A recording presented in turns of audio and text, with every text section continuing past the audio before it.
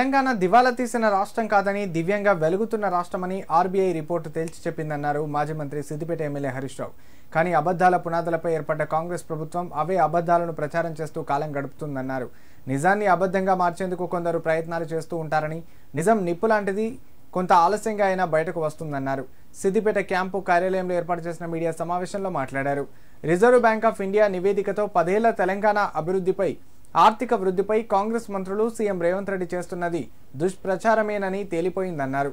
BRS పాలనలో సంపదను సృష్టించడం, దాన్ని రెట్టింపు చేయడం ఎలాగో దేశానికే చెప్పింది తెలంగాణ అన్నారు.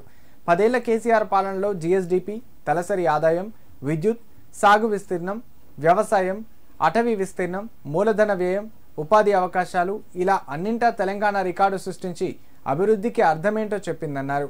కేసీఆర్ ఘనతకు తెలంగాణ 10 ఏళ్ల అభివృద్ధికి ఇంతకు మించిన తార్కాణం ఇంకేముంటుందన్నారు. వరకు దాదాపు 4 నెలలు కాంగ్రెస్ పాలనలో చేసినప్పుడు 15,000 కోట్లు.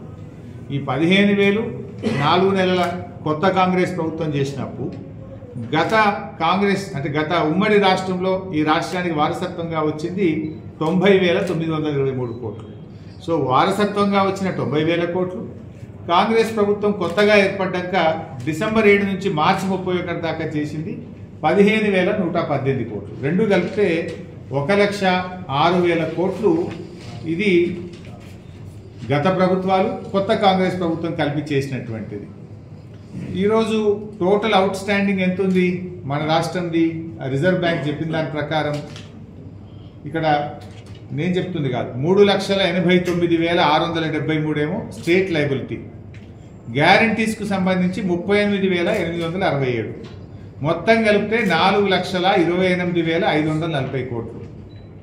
సో ఈ 4,28,504 నుంచి 1,06,000 తీసేస్తే నెట్ 10 ఏళ్ల బీఆర్ఎస్ హయాంలో జరిగిన అప్పెంత 3,22,499 కోట్లు. మొత్తం బీఆర్ఎస్ హయాంలో 10 ఏళ్ల పాలనలో ఆర్బీఐ రిపోర్టు ప్రకారం చేసిన అప్పు 3,22,499 కోట్లు.